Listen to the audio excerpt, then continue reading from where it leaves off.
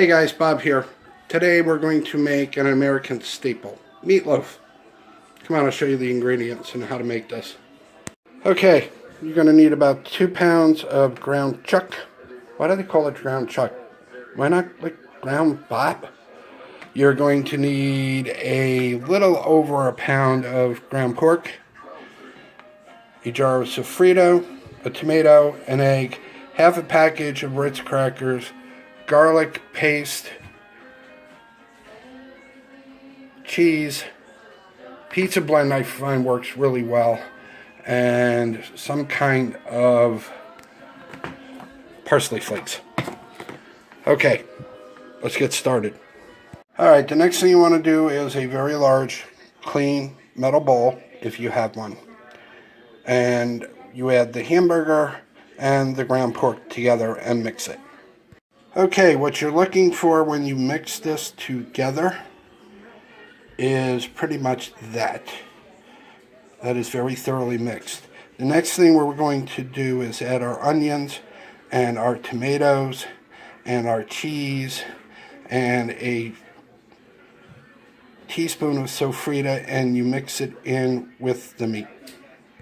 Okay, the first thing you want to do is peel and chop your onions.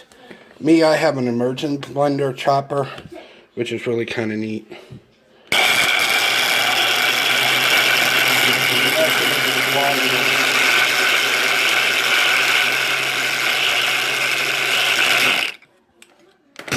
Okay. That's what it should look like. Very, very finely chopped. And here's another thing. It's called sofrito. It has green peppers, onions, cilantro, garlic, olive oil for rice, beans, soup, chilies, and stews. This makes a perfect little kick-me in your American meatloaf, and it works real well. But you don't want to overpower the taste, so what I advise is like maybe half a teaspoonful in your meatloaf. The stuff I use, guys, it's called Gourmet Garden Garlic Stir-In Paste. You really don't need a lot of it. It's so much easier. It's for sauces and making garlic chicken, and you can add it to your sauce with pizza. So, anyway, you use about a half a teaspoon of the garlic paste in the meatloaf. Okay, here's a tip for y'all when I'm making meatloaf. You know those tomatoes you buy, and it's like, I'm going to use them, and yep, we're going to use them, and you don't, and they become soft.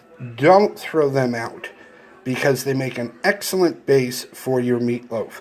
Yep, you're going to pulverize them, so it doesn't matter if they're squishy. If they're kind of bad and have bad spots, you can cut bad spots out of them, because you're going to mush them anyway. Okay, at this point, this is what your meatloaf looks like. I know it looks ugly, but once you mix it together, it'll come out really well. The next step is to add the half a package of Ritz crackers and 1 egg. The key here is to scramble the egg before you put it in, because if you just put the whole egg in, you're going to have egg yolks some parts of your meatloaf and egg whites another. It won't bind it very well. But if you mix the egg in a bowl and then pour it in, this way it'll incorporate in the meatloaf and you won't have to worry about having yucky spots. Okay, so now that your meatloaf is thoroughly mixed, the next thing you're going to add, the last 2 ingredients, is parsley and a half a cup of pizza cheese, shredded. Okay, that's about a half a cup of shredded cheese and parsley, and you thoroughly mix it. Alright, that's what it looks like when it's thoroughly mixed. So now what you're going to do is form 2. If you can see my fingers, 2 equal size meatloafs, and preheat your oven to 350. I'll show you the pan that I am using. This is the pan that I'm using. It is a pan with a wire rack, anyway, with aluminum foil over. Poke a couple holes into the aluminum foil so the grease does not get soaked up into your meatloafs. You'll place both of the meatloaves side by side in the pan, and I will show you what that looks like when I'm done. Alright, I don't know if anybody has one of these. These are kind of vintage American family scales. Basically, they were like in every household during the 50s, 60s. Anyway, you can put a piece of plastic paper, parchment paper on top of it, and weigh out both your meatloaves so they're pretty much exact, so they both cook pretty much same temperature, same time, and there's no guesswork. As you can see, they're about a little over 2 pounds, both of them. So basically, you form them, you put them in your pan, you put them in the oven, and you cook them for about an hour. Internal temperature probe should be about 140 to 160 degrees.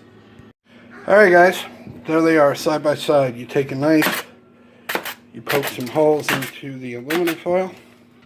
This way the grease doesn't pool, it goes to the bottom.